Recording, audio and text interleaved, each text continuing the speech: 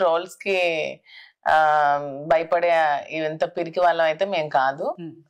ఎవరైతే ట్రోల్స్ గురవుతున్నారో వాళ్ళు almost celebrities అని అర్థం. ఎందుకంటే వాళ్ళ మీదే వాళ్ళ దృష్టి ఎప్పుడు ఉంటుంది. పెయిడ్ ఆర్టిస్టులు పెయిడ్ కామెంట్లు పెట్టుకొని ఉంటారు. దానికోసం పట్టించుకోవాల్సిన అవసరం లేదు.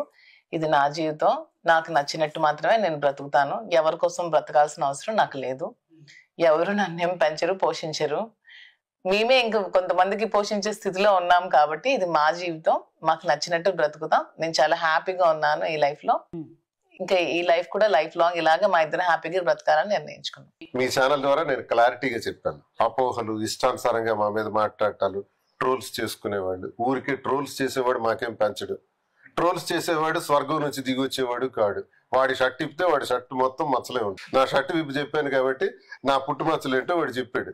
దమ్ముంటే ట్రోలర్స్ మీ జీవితంలో ఏది తప్పు చేయని వాడు ఉంటే నా మీద మాట్లాడండి. రామారావు గారు ఒక సినిమాలో బస్సులో వెళ్తుంటే ఒక మైళ్ళకి కొడుతుంటారు అందరు రాళ్ళేసి. వెంటనే ఆ బస్సు దిగి అక్కడికి వెళ్తారు. ఆమె ఏం తప్పు చేసింది అని. ఆమె నేరం చేసింది అందుకే కొడుతున్నాం. అప్పుడు రామారావు గారు ఏం చేస్తారంటే రాళ్ళన్నీ ఆయనే ఏరి అందరికీ పంచిపెట్టి ఇప్పుడు కొట్టండి, కానీ మీలో తప్పు చెయ్యనోడు ఉంటే కొట్టండి అండి. అప్పుడు రాళ్ళన్నీ నేలకేసి కొడతారు.